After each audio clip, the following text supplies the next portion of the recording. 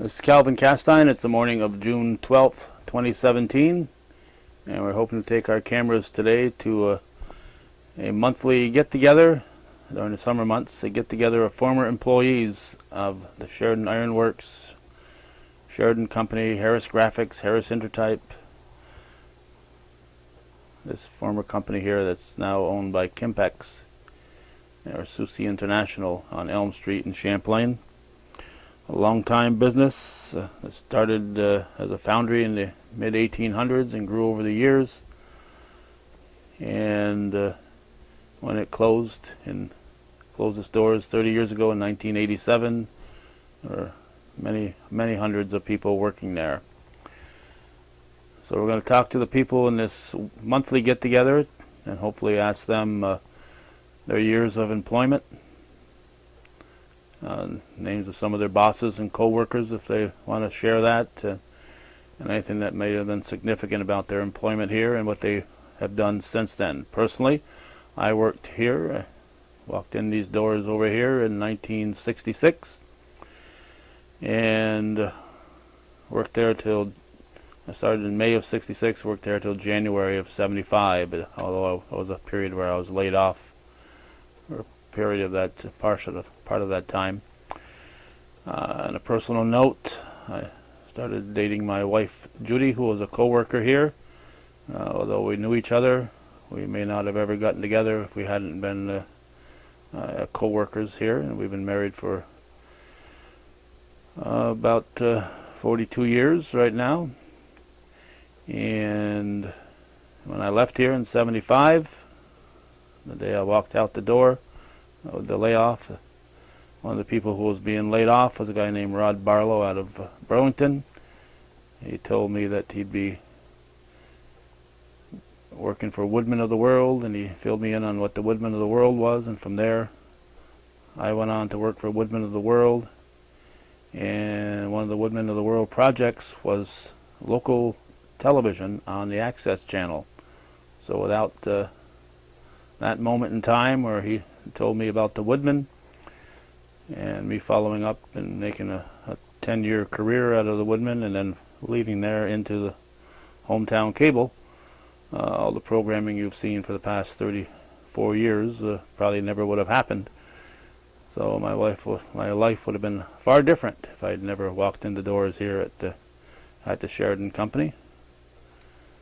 So we're going to hope to check to some of the people who are at the gathering today and find out what they did prior and after their years at the Sheridan Company, Harris Graphics, or as it was known at the very end, AM International.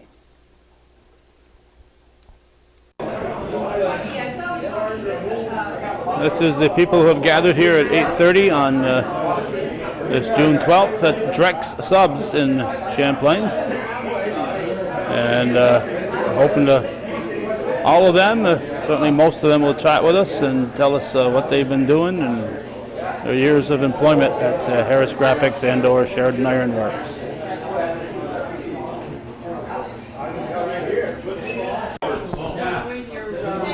All right, we have our first victim here. What's your name, young fella? Richard Carpenter. Sometimes pronounced Carpentier. Carpentier. One of my favorite wrestlers was Edward. Oh, my grandmother used to go wild when he was on. All right, Dick, what year did you start at Sheridan? I started at Sheridan on July 10th, 1961, and I got done when we put me out the door. So you worked right through to 87? Yeah, 86, 87, somewhere around there. Okay. Now, what department did you start when you started there in 61? I started in the milling department, and about 9 months later, they had an opening in assembly. I transferred into assembly, and then they had an opening in quality control and inspection, and I moved into quality control the last years that I was there. That's quite a few years, because you were doing inspections when I left in 75, and so you did quite a few years as inspector. Yeah, 26 years total at Harris. Who was your first boss? Gerard Juno. The milling department, was it night shift or what? Yeah, Gerard Juno, night shift, milling department. Yeah. Okay. All right, and I know being the inspector, we had to be kind to you, so you'd put us on your priority list because you got to choose what you'd inspect, and if we needed something done in a hurry, we'd have to say, please, Richard, can you do this? Oh yeah. Very, very few got upset though if their work got rejected. Now, at the end, who were you working for? Who was your boss? At the end, I was working for. I forgot. Forgot. That's all right. Forgot. What'd you do after the doors closed? What'd you do? I went to work for Giroux's Poultry, driving truck. I spent 23 years on the road delivering eggs. Okay, and you just recently retired from that. Yeah, I retired in 2004. I asked for part-time work, 20-25 hours a week. They said, no problem, be here tomorrow morning. By 2009, I was doing 40-50 hours a week again. I quit for good that time. All right, and have you lived your whole life in Chazy? All my life in Chazy, yeah. Okay, anything else we should know about you, Dick? No? Not really. All right, thanks for chatting with us. Dick Carpenter. All right, what's your name, young fella? Clarence LaFountain, Clarence LaFountain. From where? Altona. Altona. I gotta remember to ask that. I didn't ask Richard Carpenter where he was until the end. Now, what year did you start there, Clarence? I started July 6, 1964. Okay, and you worked how long? I worked till they closed down. Okay, to the end. I stayed with Kimpex. Oh, that's right. I retired after 40 years and 1 month. In the same building. That's right. So, what department did you work at? I started in the foundry, and I worked from July to December in the foundry, and then I got a transfer to the machine shop, lathe department. I stayed in the lathe department till I stayed 17 years, and then I bed into maintenance, and I spent the rest of the time in maintenance. All right, so your first boss was probably George Cameron? Yes. And then when you moved into the lathe, it was Homer Laramie, probably? I went on afternoons. It was Clifford. Evening shift. So. Clifford Willett. So it was Clifford Willett? Yeah, was my boss. Okay. And Smiley Willett. And then I went days. Andy Blaine was my boss. Okay, Homer had retired when I went on days. Yeah. Okay. And at the end, you were in the maintenance department, and Yes. That allowed you to stay on with Kimpex. It was fortunate for you. Yeah, I was in charge of the boilers. The guy that bought the building, I stayed right there in maintenance. I was maintenance foreman the rest of the time that I stayed with Kimpex. It was a good job. Bob Morgan was my boss. Wonderful boss. Great guy. Oh, he was a great guy. Yeah. Never get excited. I always thought before he talked. You know, we got along real good. Okay. Anything else we should know about you, Clarence? Well, I do plumbing and heating. I think everybody in North Country knows that. Oh, so you're for hire, you're saying? On my own. Yeah. All right. Thank you, Clarence. Clarence LaFountain. You're welcome. Thank you. It looks like the meeting is about to be called to order here. We're hoping that every one of these folks will chat with us, as we said. And this blonde has already told me that she's not going to be talking to me, but we'll see about that.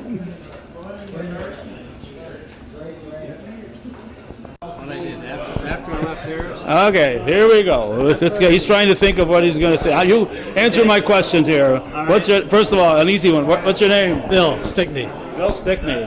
Where are you from originally, Bill Stickney? Bill Stickney is from Chazy. Chazy, but not originally. Originally from Newcomb. Newcomb. Yeah. Many years ago. So how'd you end up at Sheridan Iron Works? What year was it? I started there in 1972. My ex-wife was from down here. I worked in the mines of Tahaz, and they went on strike, and we lost our job. So I ended up down here because my father-in-law was Dick Roberts, and he said they're hiring at Champlain, so I come down here. I heard they were desperate. And That's right. I fit right in. It's, What department did you work in? assembly floor. Assembly, yeah. Okay, that's when you started. Did you stay at assembly all the time? I stayed assembly all the time. Yeah. So it's from what, 70 what? 72? 72 till 72? 87. Right when they closed. Then they closed. I went on the road. I stayed with them. Okay, you like the next guy we're going to talk to. You Yeah. you stayed with him. Stayed with him. So you were on the assembly floor. What machines?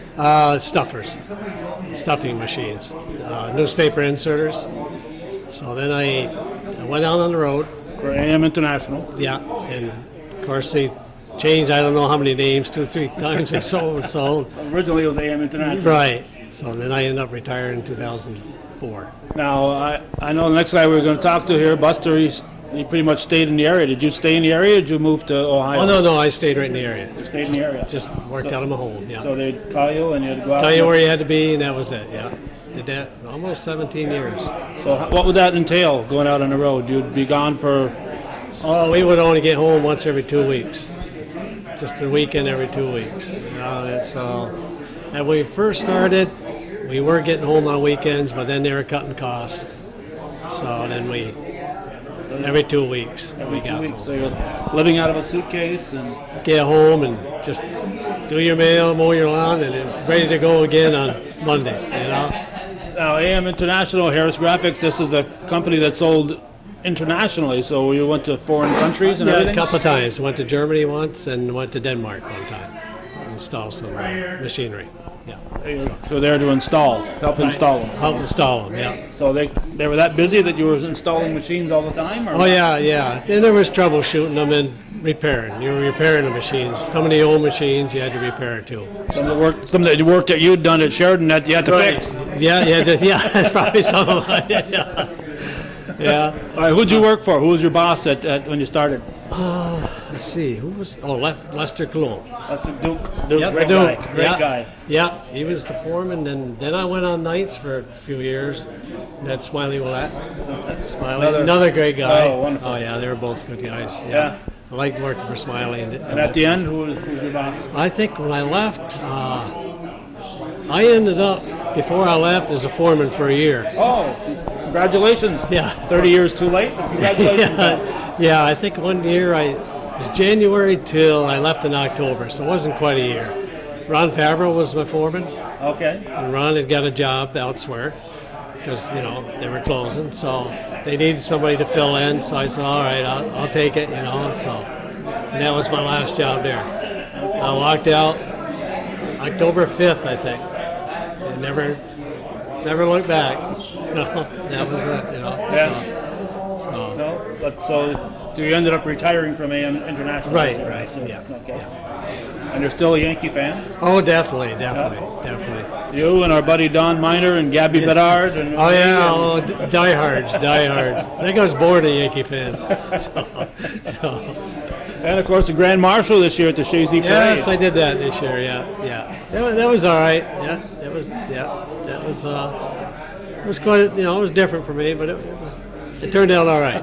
My family, my daughter was there and stuff. Oh, my good. son-in-law, my grandson. So that was good. All right. Anything else, Bill, that we should know about you? No, I think that's it. All right. Breakfast is about to be served. We don't want to hold you up. Thanks a lot. All right, Thanks thanks, a lot Bill. for all you do for the North Country. All right. Thanks, Bill Stickney. All right, take care.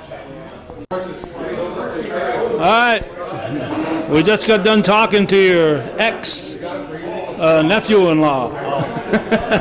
He's still my nephew. What's your name, young fella?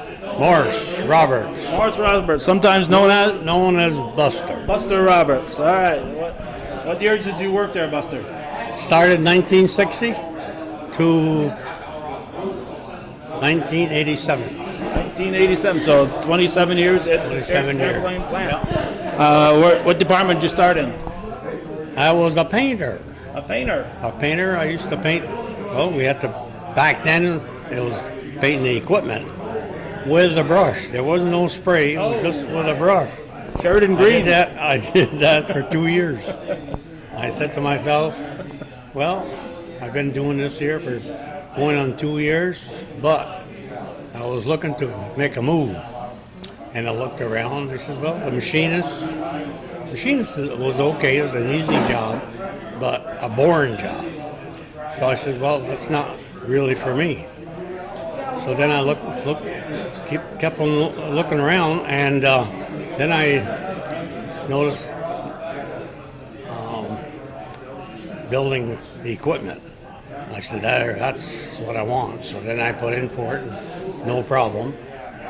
So I learned all I could.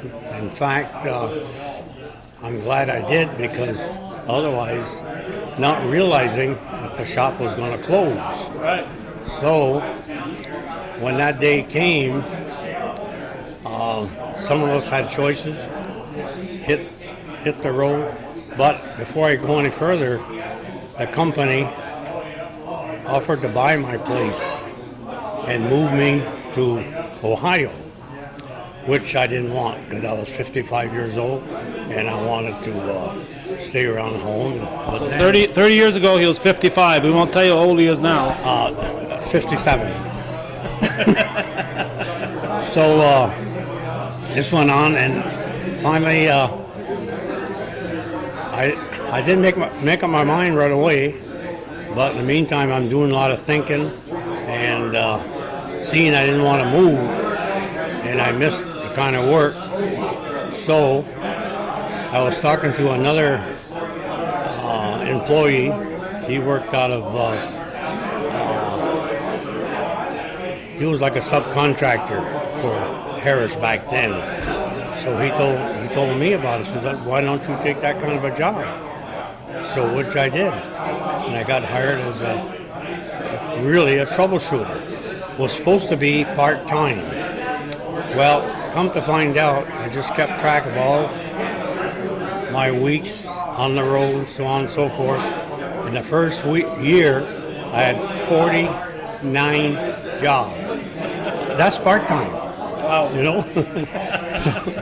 so it worked out pretty good, and so I kept on doing it. I've been into 101 plants throughout the world. Wow. And including France and England. So I covered a lot of territory.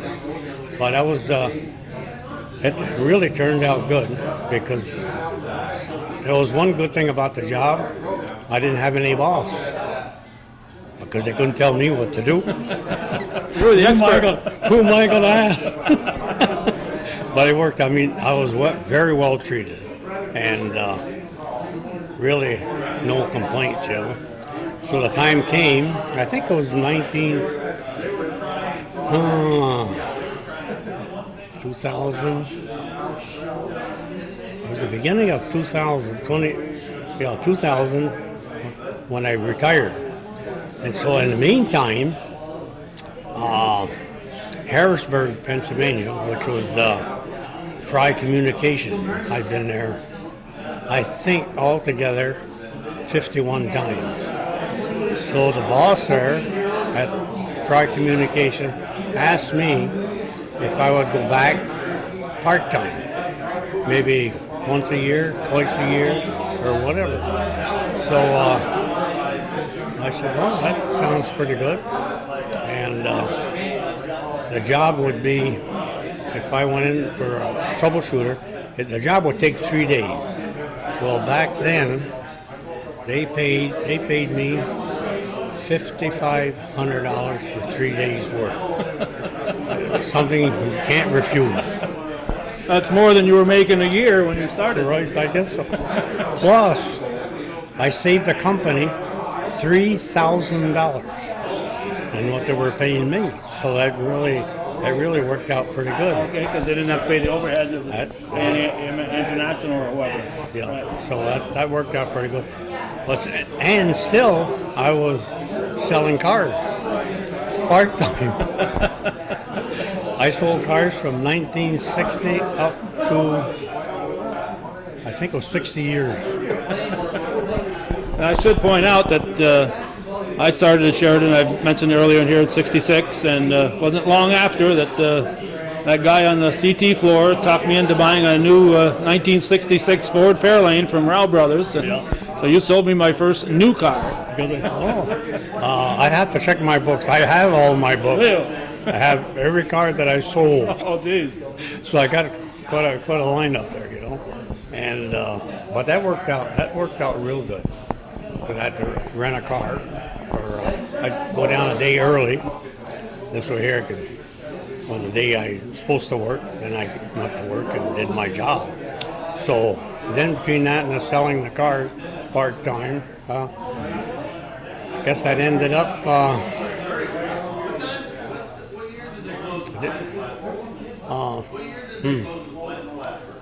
It was 2010. I think this all come to an end maybe 2014.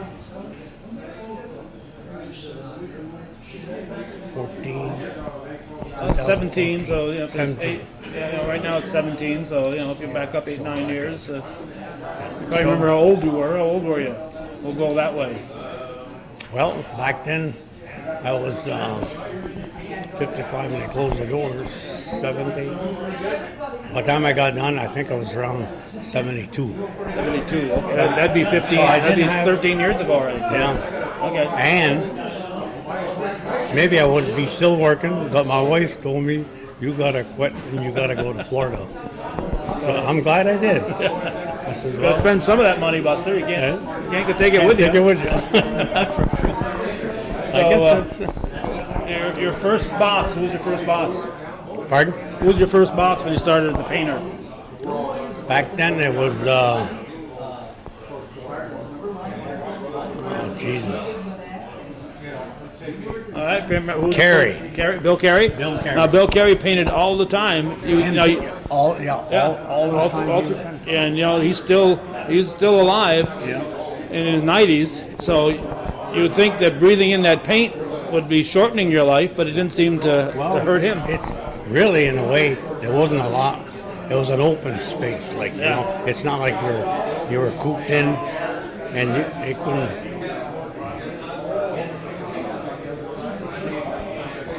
My wife give me orders here. So yeah, Bill was, and you had masks and whatever to help you out. Then at the end, when you went to the assembly, who was your boss? My boss there was, back then, I think it was Jim Patnode? Patnode. Okay. He was my boss there. But we had a couple different ones, you know. But that all worked out good. But he was really a good boss. I was his friend, close friend. But if I did something wrong, he told me, and I appreciate that. Well, sure. It's the only way you learn. Yeah. Jim, you couldn't ask for a fairer guy than Jim Patnode, and of course he had to turn the other way once in a while when you were selling a car. Well, I even sold cars. But I hope you gave him a good discount. Yep. Like I told him, I said, "You think I'd sell you a bad car, knowing you? No way." We won't mention who you sold bad cars to. No, I don't think I ever did. I was afraid. All right, so at the end you had your own used car lot. That's who you were working for at the end there on the Rapid Road. So you're originally from Moores, is it? Originally you're from Moores? Yeah. And you've lived all your married life here in Champlain? Champlain, yeah. 54 years on the Rapid Road. And then on this new place, I've been there 10 years.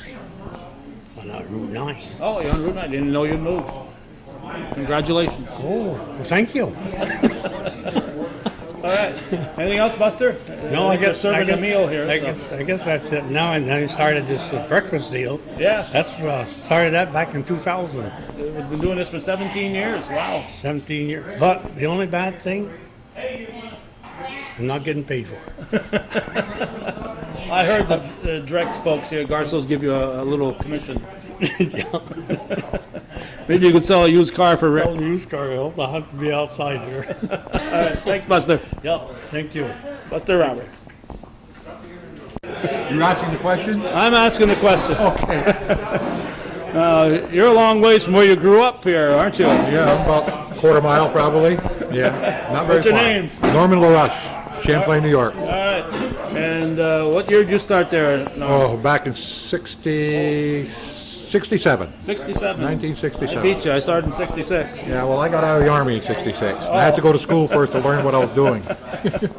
Well, see, I think because there were so many people at that time going to college so they could avoid the draft, and so many people being drafted, and when I applied there in '66, Yeah. they hired me right away. There wasn't any waiting list. Yeah. Okay, where'd you start? What department? Milling department. Yeah. Who was your first boss? Oh, good Lord. Was it night shift, day shift? Bernie King was one of them. Okay. And, The big mills, the boring mills and those things. Yeah. Okay. Okay, and after I got done with the 10 years in the milling department, I transferred down to the assembly floor because I was 10 years on nights. And my wife was having a hard time with handling the kids at home, so I transferred to the assembly floor, and I stayed there for about 15 years. So. Okay, so you were there when the plant closed in '87? Emergency call. Call Me again? I'll call for Norman. All right, Buster came over here. I think he just wanted to interrupt you. It's a call here for the Garsos, and he hands it to Norman. You remember where we were? Yeah, somewheres after they transferred on the assembly floor. Yeah, and you worked there right till the end, '87? 87 till the plant closed, and then from there I went into field service. Field service, what does that mean? Like Buster and Yeah, Bill same Stickney? Buster, go out and fix the machines and install them, put new machines in and stuff, repair the ones that are broke, you know. Uh-huh. So I did that for about almost 15 years, so, you know. So it was I wonder who's doing all this stuff before the plant closed. Obviously, all of a sudden there was a bunch of openings, and yeah, that's what it was, yeah. Oh, my breakfast is ready. You're going to have a cold breakfast. well, I won't keep you much longer Yeah, here. okay. No. Yeah. So you retired from AM? I retired from International, AM International, right, you know. Well, towards the end, it ended up AM, Heidelberg bought it from AM, so I ended up probably pretty much working for Heidelberg for a long time. Heidelberg was one of the competitors. Competitor was the press American. divisions, yeah. Yeah. And then, you know, after that, we retired, and now I go to Texas for the last 15 years, been camping in Texas. But now we got to move from Texas back maybe towards Florida more because they're shutting the park down. Oh. So, anyway, they're doing a big renovation, and we enjoyed Texas, but good things all come to an end, you know. All right. Well, thanks, Norman. Okay. Norman Thank you. LaRoche. See you then. Thanks. All right, don't keep backing up here, Donnie Miner. This microphone's got to be able to reach you. What's your name? Don Miner, And what year did you start at Sheridan-Harris? 1971. 71. And how long did you work? I worked there to 87 when the clothes shop closed. All right. Now, where are you from originally? I'm from Plattsburgh. Grew up in Plattsburg? Yes. Where do you live right now? Plattsburg? I live in Plattsburgh, West Shazy. West Jay-Z, Yes. so you moved north a little I bit. moved north a little bit, yeah. All right. What did you do when you first started there, Don? I first started there, I was a laborer. I used to work for Bob Dona. Then I bit into shipping and receiving, and that's where I stayed till I retired till the shop closed. Yeah. Okay. So you're in the shipping department at the end. The shipping department. Who was the boss there? My boss there was Alan Carden. Okay. Yeah. And I used to, also my other boss was Larry LaForest when I was working at, for labor as a helper. Okay. Yeah. All right. Names I know very well. Yeah. And what'd you do after you left, Don? I went to, I can think of it, place in Plattsburgh, Bombardier. Bombardier. Yeah. Then I went to Quebecourt. Then I ended up at, I retired from Molrite in 2014. Couldn't keep a job. You kept going from No, place they to kept place. closing. All my places kept closing. I didn't oh. keep a job. That's why, because they all closed on me. I also worked at Plattsburgh Grocery for 3 years before they closed. So I made my rounds. So Okay. that's about it for now. So I'm both retired. I'm retired and my wife's retired. So So, and she's keeping a short noose on she's you. keeping a short release on me, and I'm still rooting for those Yankees. Donnie's one of those Yankee fans. Yeah. Okay. And we can smile again about the Yankees. We can smile again, yeah? It's been a long time. All right, thanks, Don Miner. Okay, thank you. All right, next up we have a fellow named Ray Musso, and Ray. What year did you start there? 1959. 59, and then how long did you work there? 7 years. 7 years, so 66. Just about the time I started, you were. That's you were right. leaving. I remember that you came. You stayed a week. So I'm getting out of here. Even though you'd cut your ties, you stay very much involved through the credit union. Oh, very much so. Very much so. I also started a credit union, CVPH, 40 years ago. Wow. So, credit union has been in my blood, yeah. So were you 59? Was that about the time the credit union started at Sheridan, or? Oh, no, it was already started established? about 10 years before I got Oh, there. okay. So it's Yeah. been going. So Yeah. your first job at Sheridan was, In accounting. and your last job was in accounting, as I recall. That's right. CVPH, right. Yeah. But I mean, you worked at accounting at Sheridan all the time. Oh, yes, Yeah. yes. All right. Now, who was your first boss, Ray? Armin Carter. And you probably worked for him the whole 7 years? Oh, yes. Him and Arson Favreau, right? Yeah, yeah. Yeah. And of course, Arsene moved into the credit union, and Oh, yes. yeah, but I got involved in it, yeah. yeah, I remember you and your wife ran the credit union out of your house for quite That's a while. right. That's right. We wanted to check. We have to go see you. That's correct. She did a very good job, yeah. Yeah. And then finally, they put up that building next to Ralph Boyer's house, and That's it's, right. it's still sitting there. Yeah, it's going good. It is. Yeah. So now part of the Denimora Federal Credit Union, and That's correct. yeah. All right. So 7 years in accounting, and anything else you think that we should know about your service there? No, not really. Played a lot of softball there. Yeah, I remember. That's a big thing, yeah. For me, anyways, yeah. No, I was at CVPH for 44 years. 44 years. Yeah. Yes. I was the director of general accounting for 29 of it, yeah. So, So you did well. yeah, things went well. Yeah. Where are you from originally? All Sable Forks. I'll say before. How'd you end up at Sheridan? I was at, I knew you were going to ask me that. I forget the name of the company in Plattsburgh. I was only there 3 months. They moved all the accounting over to New Hampshire. So I said, well, I'll go. Before that, it was a J&J Rogers company. And after that, So that's when you started to work up here. Then you moved up to Champlain. And, 59, right? yeah. So All right. it's been a good time. All right. Anything else we should know about you, Ray? No, that's fine. All right. Thank you for chatting with us. Thank you. Raymond Musso. All right. Another fellow here. What's your name? Ron Badger, And when did you work there? What year did you start? 1963. 1963. And you took a little vacation for a while, didn't you? Yes, I went to the service for 2 years and came back and stayed till they closed. Right up to 87. What did you do when you first started there at Sheridan? Run a lathe and run a lathe when I left. All right. Right next to Guy Juno for part Right of that next time. to Guy Juno most of the time, In yes. fact, the lathe department was Clarence LaFountain here. Yep. It's well represented here, the lathe department. Yep, Homer Laramie be proud of you. Was Homer Laramie your first boss? yep, or- Homer was, yeah. All right. Who was your boss at the end? Racine, Morse? Morris Racine, yeah. Okay. All right. So you worked there at 63. Then what years were you in the service, Ron? 68, 69. Okay. And they kept your job for you, right? Yep, they did. That was a big thing. You know, a lot of people going off in the military and they, keeping their job for them when they came back. And you, Oh, yeah, you that couldn't. was Tough to big. guarantee because, in the meantime they needed to have somebody running that lathe, and correct. all of a sudden you're coming back and they got to.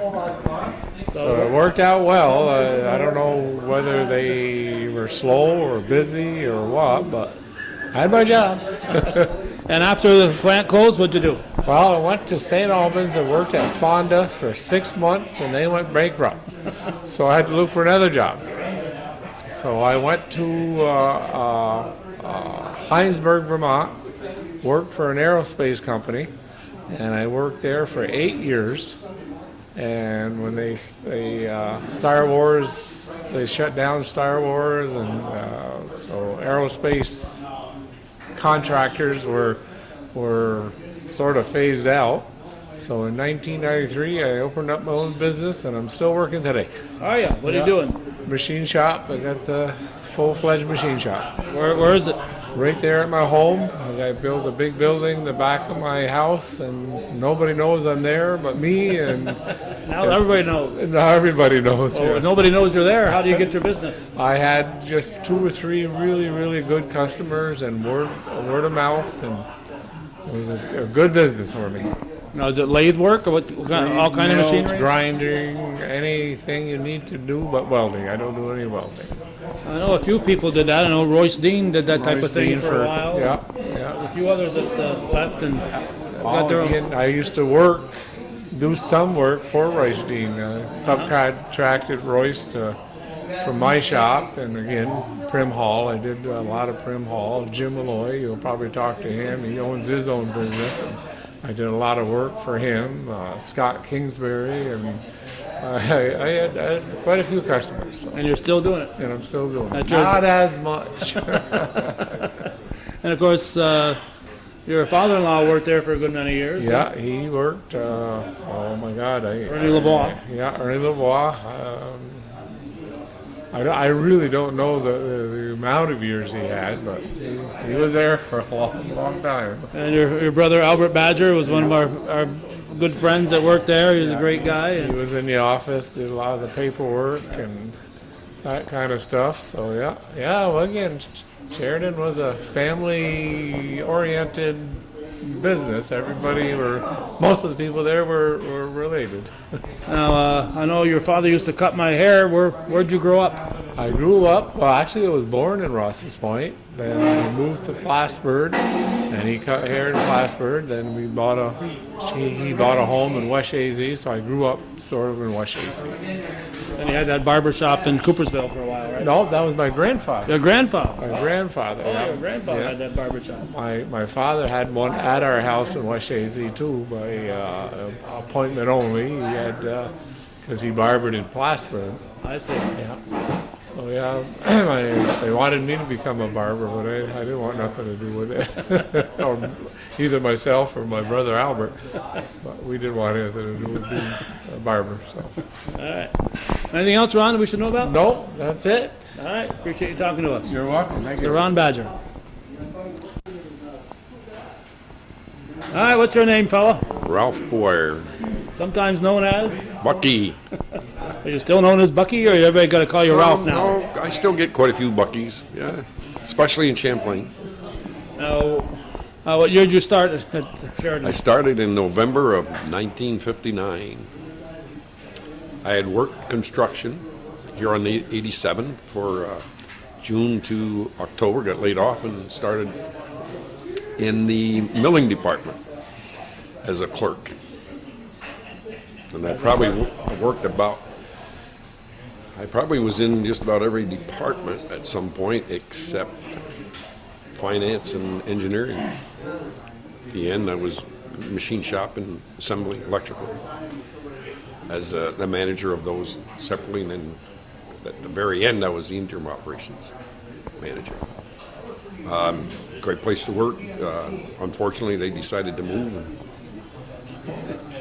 Wanted someone else to go, but I was on my way and bought a home there. Never lived in it. Came back to a job here. But Harris was a good place to work. I was very happy there. Yeah, you'd bought a house and you're all set to move, and a fellow named Bellum called you, right? That's exactly right. Then I went to work for them for 15 years after that. That was Dave Bellum, and David Bellum. And the company you went to work for Was Delagar. Had a small plant in Canada, about 75, 80 people, and the one here was in Ross's Point was it varied between like 110 to 300 because it was very seasonal business, so we had a lot of people there in the summertime. But I was fortunate enough to get in there and retired from there, and very happy. All right. Now, who was your first boss when you started? Albert Gooley. Albert Gooley, Bert Gooley. Bert Gooley. He was my first boss. And I didn't know anything about drawings or anything like that. And I had to decide when I left the milling department, where to go next. Does it go to drill department? Does it go to well, it probably wouldn't go to the lathe for sure. But anyway, I had to send them. You wrote down, take these parts to the next department. So that's what I did. Okay. And it taught me a lot about engineering and things like that. You know, what had to be done and what sequence the machining was done. I enjoyed it a lot. Okay, now, so that's kind of a precursor to the job that I started at in the dispatch office. Right. At that time, you get a little sheet of paper and it's kind of a folder. And Yep. Go ahead. That's right. And then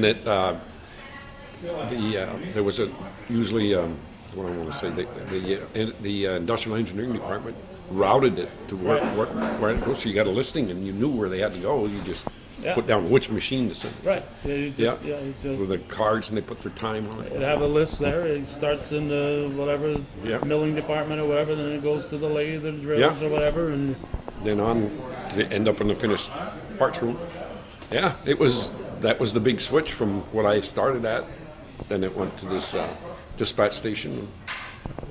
Now, when I got hired there, my first boss was a guy named Alan Hugaboom, who they were trying to find work for the guy. I don't know if he had been an engineer. What had he been?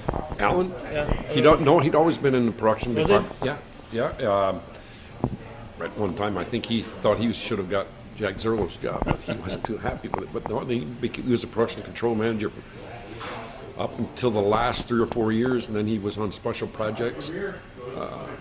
We had warehouses in Plattsburgh and all over, and he usually took care of those types of things.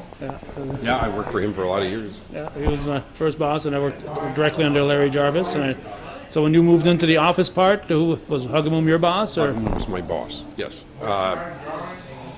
Phil Strack was in there, and then I ended up, from there, I was like, well, first of all, I became the chief expediter, so I had a bunch of people who were, go out and find parts to make sure that we could finish the assembly of machines.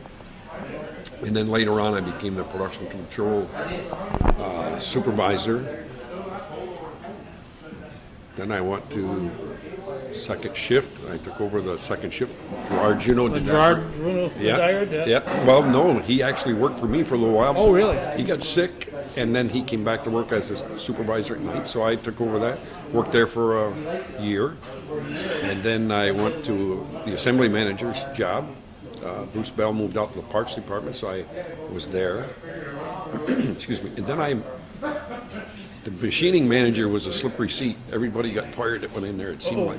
So it came available, and I went to Lee Curran at the time, and I said, I'd like to try that job. I got enough years here. I don't think that you'll push me out the door, so I'm willing to take a chance. And I wanted it because that's where I started, So I became the machine manager, and Larry LaForest took over the assembly manager's job, and Alan Carden took his job, which was managing what we call helpers. And that's where I ended up until the very end, and that's when Lee Curran left, and I took his job just to close down the plant. And I was there until November of '87. I was done. And then I went to Delagar on January 1st. About the end, about just the repair department was about the only thing left at that point. Yes. And I kept my wife working until the very end. Which was good. And then, of course, the very, very end, the personnel department moved into a building in Rouse's Point for a short period of time. The old school there, St. Patrick's School. Yeah, Roger and Marilyn and all them worked there, So they just wrapped up the loose ends. They were there for another 2-3 years. Were they? Yeah. And then Roger retired, and Marilyn, I think, I think that Marilyn still might get calls now and then from people asking about. What do I do? Yeah. Well, I have to know that I got laid off in '75. I call it laid off. It was fired, but that's it. Well, that was in the downturns, right? When there was. And Rod Barlow, one of the machine foremen that you talked about, is the one that told me about the Woodman of the World. And that day that we got canned, and that's what led me to become a member of the Woodman of the World and start the lodge, get the lodge active up here. And one of the first things we did, one of the things we did was start this local programming. And so without that day, with Barlow and I walking out the door together, wouldn't have happened. We wouldn't be talking to each other right now. Yeah, and that really worked for you. Yeah. So, Rod was a nice guy. I think he ended up going back to GE, didn't he? I'm not sure what he ended up doing. I think so. He was a nice fellow. Yeah. So, all those. So that was quite a happening, huh? Two of you walk out the door and you suggest something to you. Yeah. That's great. Yeah. So, but so you worked right at the end, and you know that's kind. But you're happy when Mr. Bellum called you. Definitely. Yes. It made my life much easier. Made my youngest son's life much easier because my wife and he were going to stay here for another 6 months after I went to Dayton, so he could finish high school. And then, rather than the college we picked for him, he was going to be going to one in Ohio. All that switched. And now it's And my worked out mother- for him because he's the Yeah. head of the Yeah, he has his cross-border own. development. Yeah, he's done very well there. And my mother at the time was still alive, and it was going to bother her that her son was going to be leaving, so she was happy also. I was lucky, very lucky. And as I pointed out several times, when your grandson is playing, that your family is one of the ones that we've done 4 generations of coverage on. Your mother, yourself, your Yeah. son, and Yeah, your grandson. and my grandson Colby, yeah, Yeah. So, who is now he's headed for pharmaceutical school in Albany. oh, Done very well. He's a good ball player, and I enjoy watching him. and he's tall. He didn't get that from me. Yeah, he's 6'4" and then 6'4.5", something like that. Yeah. All right, anything else, Ralph, that we should know No, about? thank you very much for the chance to share an experience with you. Thanks, I Ralph. enjoyed working with you too, by the way. That was a while ago. And he said that with a straight face. Thanks, Ralph. All right, what's your name, young feller? Guy Juno. Guy Juno. I think there were 1 or 2 Junos that worked at Sheridan. weren't there? There were a few. Anybody ever do any count on how many? Well, I'm not sure. I haven't, but there's quite a few with the uncles and nephews and Your brother? And, all my brothers. Yeah. All right, you started there when, Guy? 1962. 62, right out of high school. Right out of high school. You walked out of high school and walked in, said, I'm here. Walk right in. I'm a Juno, hire me. Yeah, that's basically the way it was back then. It was family, And you worked there how long? I worked there 25.6 years when they closed. I was the last one out the door, and then I went to corrections, Department of Corrections, and I retired in 2007. Had 18 years with the department. And that right now, I've been going down to Florida since in the last 7 years.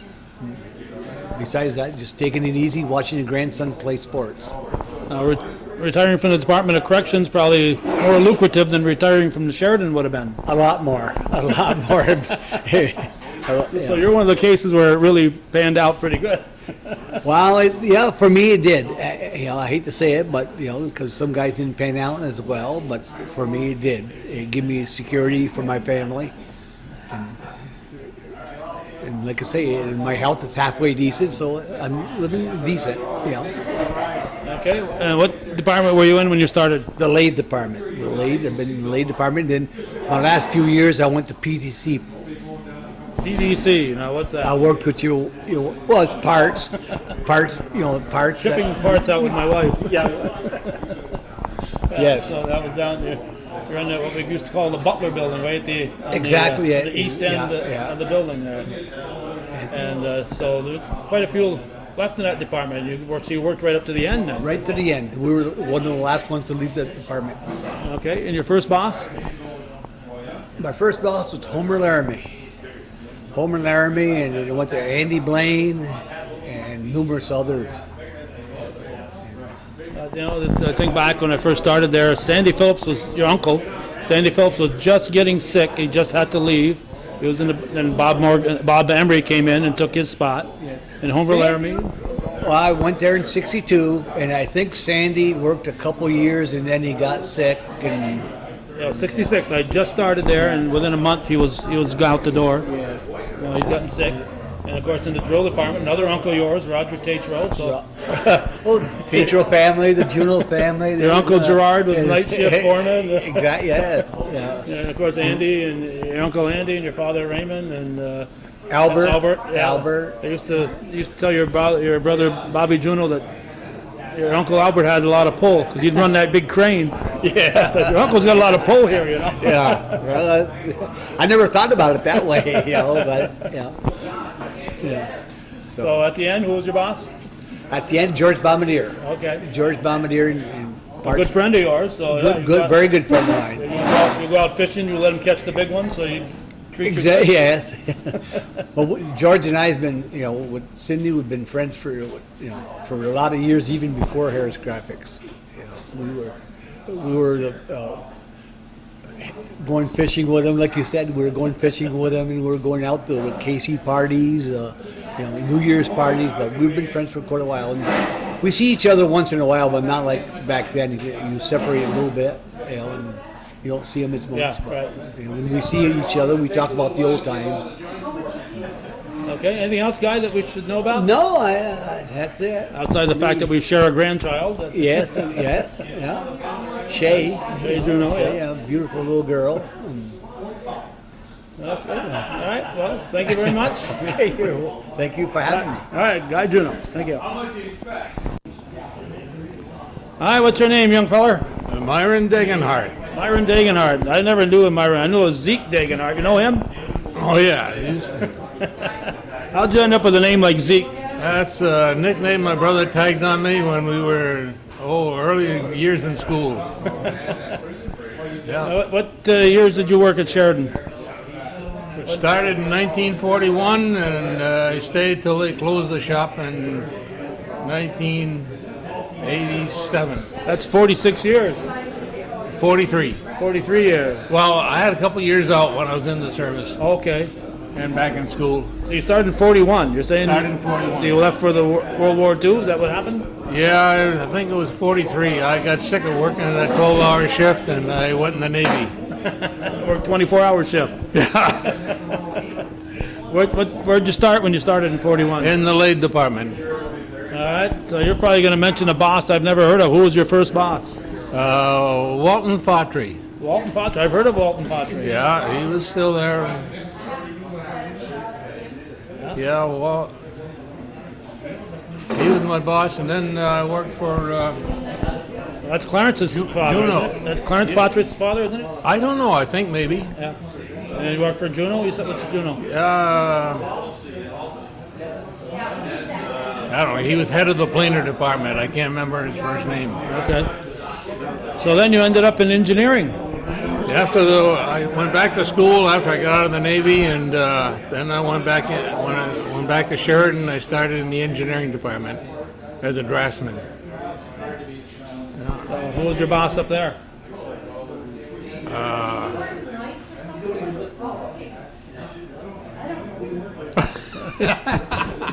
He's forgotten but not gone. Whoever he is. How about at the end? Who was your boss at the end? Oh golly, I don't remember that either. Don't remember who your boss was at the end? No. Don't remember. I've never worried about that. All right, so you've been retired for 30 years then? You left there? I retired, and the company moved out of town, so I retired. You didn't follow them down to Ohio? No, they wanted me to go, but no way. I'm not a city boy. Now, engineering, what machines did you work on? Presses, binders, and the stuffing machines. Now, I got to tell you something here, Zeke, that a lot of times these engineers would come down with their blueprints and go down to that assembly floor, and the guy in the assembly floor would tell you how it really worked. Yeah, they did some modifications here and there, I guess. Because the important thing was getting it out the door and making sure it worked when it got there, right? Yeah, that was the big thing. All right, now I drove up here today and parked outside of Drex, and I saw a motorcycle out there. Now you're going to tell me that's your motorcycle, right? Yes, it's a trike. And, I've been riding motorcycles since the early 1960s. No, late 1960s. 69 was the first bike I had. Okay. And been doing it ever since. So where are you from originally? Well, all over. You grew up here in Champlain? Born in Jersey, grew up in Maine. I thought your brother graduated from Champlain here. Yeah, he did. I graduated in Rouse's Point. Okay. All right. You still live in the area? Oh, yeah. I had a few years I lived down in Shazy, but I came back to Champlain. You couldn't stay away. No, All right. Anything else we should know about you, Zeke? I don't think so. All right. We know all we need to know. Thanks. Mr. Myron Dagenhart. All right, what's your name? Gerald Pete, Champlain, New York. Gerald Pete, Champlain. There's a guy in Ellenburg area who claims he's Gerald Pete too, you know. Yeah, I know him. Well. All right. Are you originally from Champlain, Gerald? No, Morris Forks. Morris Forks. So Yeah. you moved a long way. Yes. What year did you start? 57. 57. And you worked right up to 87? Yep. Somewhere in there, yep. Somewhere in there. That's about 30 years. Yeah. You know? 32. All right. And what'd you do after the plant closed? Nothing. Nothing. No. Well, I went to Burlington. Went to Burlington. Worked there at Hazlet, strip Okay. casting. Did you move to Burlington or drive back and forth? No, I just drove back and forth. It's a bit of a drive every day. Yes, a long, hard drive. Yeah. I worked with Wayne Bohannon. Okay. He was there too. Yeah, but he was a Vermonter, so. Yep, so it wasn't close for him. I used to pick him up at work. Bring him. What department did you just start? Bourne mill. All right. No, I started as a crane man. Crane man. Yeah, then I went to a board mill. All right. And who was your first boss then? Bob Henry. In the crane, in the boring mill. In the boring mills, yeah. Was that night shift or what? I started night shifts, yes. Okay, so Bob was the night shift foreman because when I started there in '66, Sandy Phillips was just getting sick and leaving, and then Bob Emery moved in as the foreman for the boring mills. Yeah. I think were you on days at that time? I think. No, You're still on nights. still on nights, yeah. Okay. And at the end, where were you working? The end, I worked in Hazlet, strip casting, Vermont. No, but at the end, when in '87. Board mill. Still same in the boring thing, mill. Okay. So you worked night shift. At Bernie King was your foreman for a while. Yes. Yeah. You must have worked days for a while. Yep, I went on days, yep. Worked with Bernie, and then Bob Emery. Okay. All right. Anything else you think that we should know about you, Gerald? Not really, I'm all done. You're all done?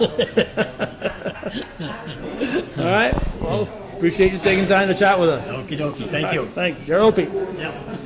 One of two. One of two.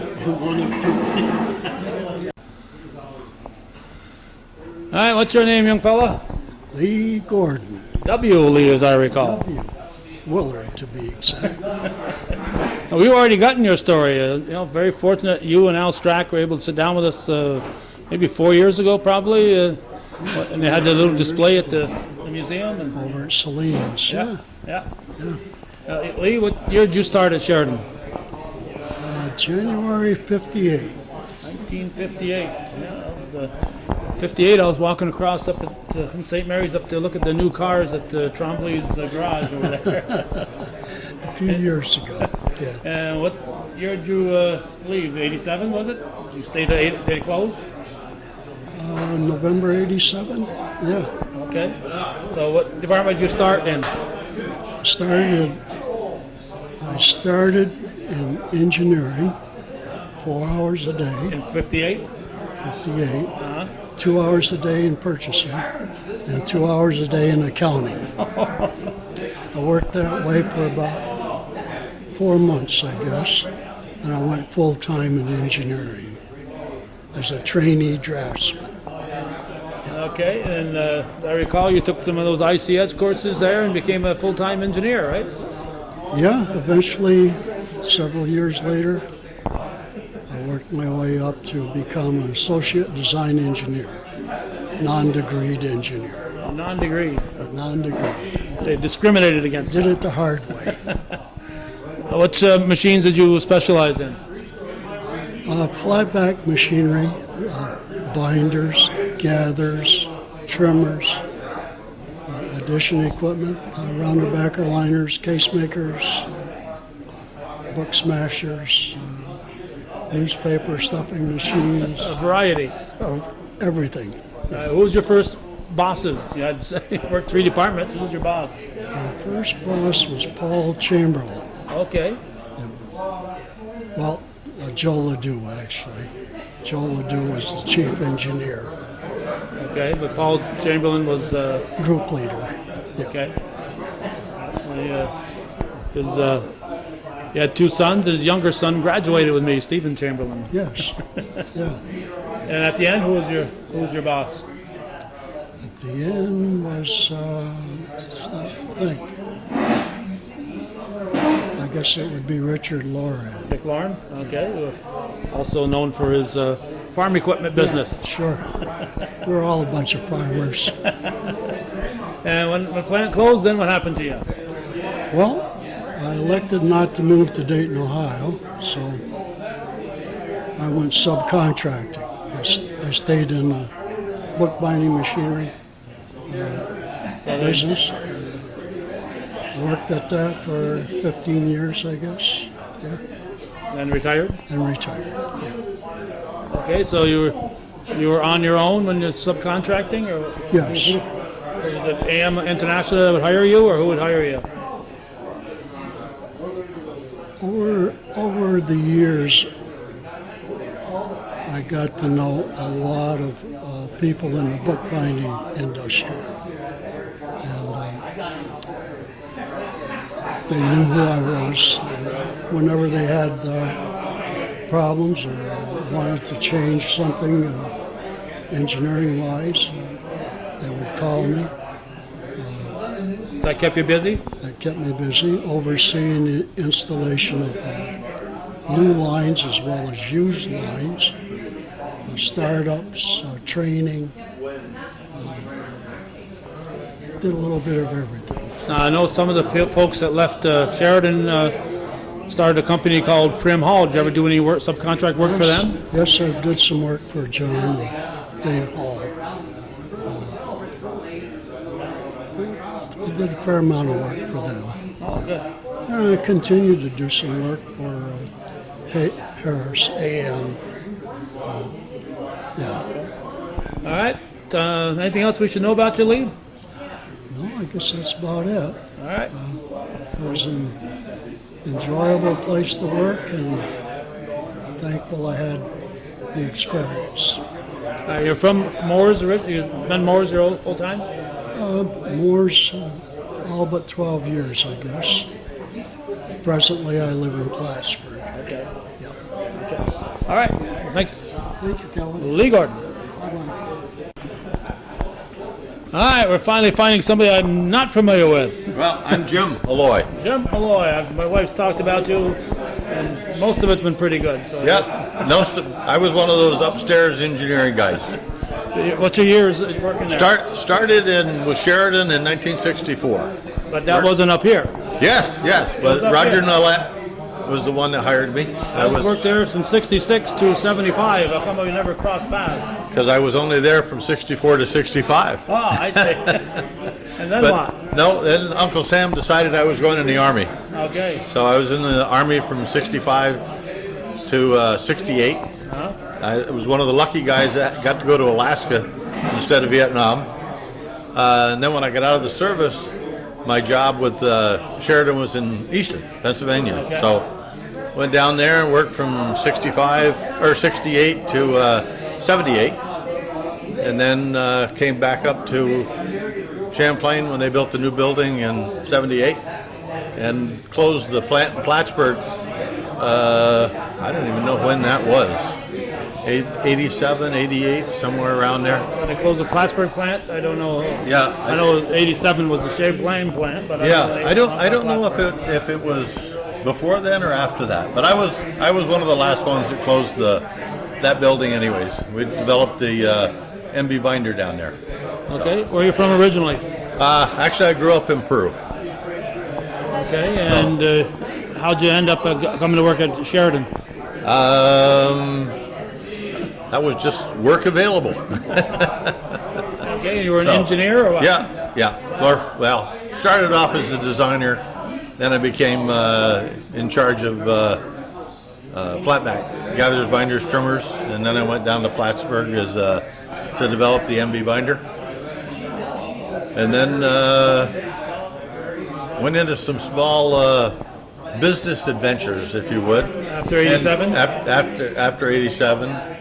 Didn't totally lose my shirt, but lost enough of them, and then went to work for Prim Hall Enterprises for, I think, 8 or 10 years, and then I formed a company called Magnetic Solutions in '97, and I still do engineering consulting work. I haven't decided to retire yet, so. Oh, when you get old, you can Just retire. when I get old, I'll retire. Yes, but just stay busy enough to keep me out of trouble. All right, you mentioned Roger Nolet. He was, of course, in personnel. Yes. So who was your first boss? I think it was Al Strack. Okay. No. Trying to think of who was in charge of engineering. Wasn't go ahead. No, Doc Henshaw was just an engineer, but I can think of John Newbegin. Dick Hawks was my boss in the later years, but I can't think of his name. That was in charge of engineering. I don't think it was Al Lewis then. No, Al Lewis was his assistant. Okay. Was it Stewart? Reed? I think it might have been Stu Reed. Okay. Because I know Al was the assistant engineering department manager.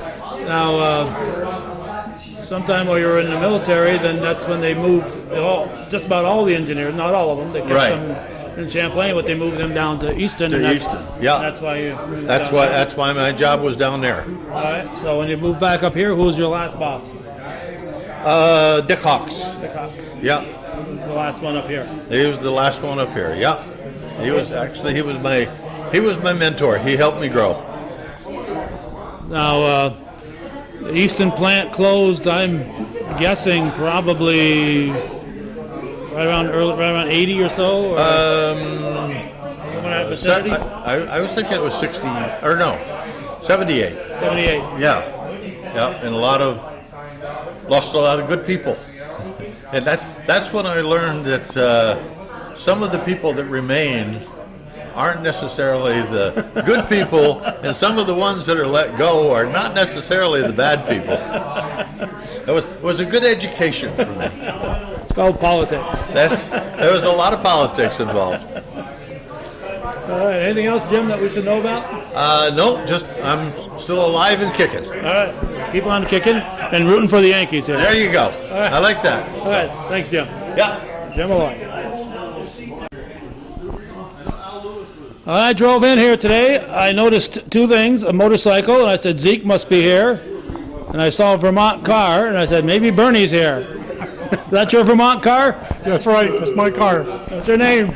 Bernie Poisson. All right. Bernie, what year did you start at Sheridan? Pardon? What year did you start? 1960. February 10th, 1960. You got the date right down, February 10th. That's right. How long were you there? When did you leave? I left when the last time, Lee Gordon and I were the last two in the engineering department. And we left there in '88, the last part of it, almost December, I think, when we get out of there. In '88? Yeah, it's when they closed the plant in '88. '87. '87 then, I'm sorry. I'm getting a little old, I don't remember all the dates. Where'd you work when you first started? First started, I worked on a boring mill on a night shift for about 7 months. Then from there, I went to the assembly. I stayed on assembly for just about, not quite 5 years. Then I had a chance to go into industrial engineering, and it just kept fanning out. I ended up in the engineering department, and I went in the tech lab when they moved the Easton plant, everything from Easton to Champlain. I got in the tech lab, and I ended up the supervisor of the tech lab there. And that was in Prospect at the time. Okay. You're from Vermont, where? Alberg. There's a Poisson's garage on the road there for... That's my son. Your son? Yeah. Now, we had several Vermonters that wandered across, and... there's quite a few. What made you decide to come over here to work? Well, I was married. I had 2 daughters, and my wife was pregnant at the time, and I was working nights. So I remember Gerard Juno, I said, he was the one running night shift. I told him, I said, I'm going to have to leave because I don't want to be on nights because my wife is pregnant and it's hard for her. So a couple weeks later, then I Al Stratt came in that night and he told me that I could go to assembly. So that's how it did it. That's good of I'm him. very thankful of that. Gerard, some people Gerard was tough, but I worked night shift for a while, and I thought he was just great. I liked Gerard. No. You know, Well, I liked him all right. It's just the idea about my wife was pregnant. Yeah, well, obviously he put in a good word for you. Yeah, right. So was it Bob Emery, your boss at the boring mill, or what? Yeah. Who was your boss at the boring mill? Pardon? Was it Bob Emery, your boss, the foreman at the boring mill when you started? Or? Yes, he was at night. Yes. Okay. And I was running a machine that Al Sidler Fountain used to run. Yeah. Okay, so I know that machine well because it wasn't too far from where I worked in the dispatch office. Yeah. And I can remember Fritz Rabideau helped me out an awful lot. He was in the boring mill. He's one of the old rolling mill operators. Yeah. Yeah, Fritz is another good guy. Yes, that's for sure. So who was your boss at the end? My boss at the end was Dick Hawks. Okay, same as Jim Malloy's boss. Yeah, right. Okay. So after you left, what'd you do? After I left, for about a year, my son that has the garage now in Alberg, when he worked at the Swanton Lumber Company. And he always wanted to have his own business, a light mechanics. So the garage came up for sale and he finagled a way to get into it and he bought it and he's been running it ever since. And then, but a couple of times with him, he'd find somebody who wanted to put a window in or build a deck or something. And I did get a little work from about 3 contractors at home that didn't want a little job. They'd call me up and see if I wanted it. I did that for a year. And then John Prim called me. He's the one that started Prim Hall in Plattsburgh. Uh-huh. And then I went to work for him and I retired there in 1996. Oh, so you were able to... Yeah. Oh, it's good. All right, Bernie Pusson, anything else you think we ought to know about you? I guess not. I don't want. I got some things, but I'd rather not talk about them. We'll talk off camera. All right, Mr. Bernie Poisson. Thank you. Thank you. All right, bring your son to the party day. And Buster thought he'd bring his son. What's your name, fella? Yeah, Greg Roberts. And Greg, what years did you work at the shop? Well, I started right after I graduated in '74, and worked in the lathe department, second shift. And I was there, I think it was just about a year, and then they had a big layoff. And I got laid off from there, and I got hired in Rouse's Point at Delagar's. And I worked there till 1989. I took my test for corrections. Got in corrections, worked there a year, got laid off from corrections. So from corrections, I was off for about a month, and I got hired at Harris, and I stayed at Harris, took an early retirement, and here I am. So it was Wyeth Harris. Well, yeah, Wyeth and Pfizer. Yep, it's a good place. So you weren't there very long at Sheridan then? No, just about a year. All right, obviously we just mentioned you're the son of Buster Roberts. And, oh, yes. Yeah, so you played in a few bands over the years? Oh, of course. Old friends. Old friends. And your get-together every December draws a big crowd. Yeah, it's been pretty good. So you worked in the lathe, you said? Yeah, lathe department. Who was your boss? Royce Dean. Royce Dean, all right. Yeah, second chef. Yeah. Good So, guy. Yeah. Royce was a good guy. He, as I mentioned when I talked to Ron Badger, Royce got a little machine shop going of his own after he left. And that's what Ron Badger's doing there. Yes. Yep. All right, so it was a little shock to you when you heard the plant was closing, even though you weren't involved. Your father was still there, so. Yeah, I can remember Roger Nolette calling me up when they were calling the guys back, and I told him I was staying at Delagar, and he called me a fool. He says, "You're a fool." He says, "You should be back here." I'm like, "Well, I'm going to stay at Delagar." So did you call him up after the plant closed? No, I never called him. Thought about it. All right, anything else we should know about you, Greg? No, I guess that's about it. All righty. Thank you. you. All right, Mr. Greg Roberts. right, we saved the best for last. What's your name? Judy Castine. Judy Castine. What year did you start, Judy Castine, at Sheridan? January 1973. 73. You sure? Yeah. And when did you leave? October 87. 87. All right. You were Judy Yanktail when you first went to work there, remember? Yes. Yes. Do you think without Sheridan that you and I would be sitting here as husband and wife right now? I don't know. Couldn't tell you. Maybe not. We'll never know for sure because those were the roads that we took, and this is what's happened 40 some odd years later. Now, who was your first boss? Ralph, I believe. Well, Shirley Chevalier, Ralph. Okay, and did you work for Jarvis, Larry Jarvis for a while? Worked for Larry Jarvis, yep, PDC. Well, no, not PDC, but yes, Larry Jarvis. All right, and where'd you work? What department? Production, and then PDC. PDC, which we learned from Guy Juno was the shipping out the parts at the end for repairs. Parts distribution center, yeah, for repair parts, yeah. There were about how many of you in that department at the end? God, Maybe a dozen or so? Yeah, yeah. Yeah, I would say that. All right. Looks like this party is breaking up. Yes, it does. It's closing time here at the Drex Subs. Yeah. All right. So what did you do after you left? After you left Sheridan after 87? I started working for Myers, FW Myers, in the warehouse. We did, Sonny Babby and I did seized vehicles from Customs, all around Customs. Fort Covington, Messina, Chateauguay, all of the area. We brought them back to Myers at the warehouse, and we stored them there until they were picked up or auctioned off. You worked at Myers, then what? And then I put my name in again at Wyatt because I had heard that they were taking applications again. And I got hired at Wyatt. Okay, and you were laid off for a while, and you worked at several other places. Derringer and Prim Hall. Prim Hall, yeah, I was laid off. I worked at Prim Hall. I don't know, for maybe 6 months, maybe.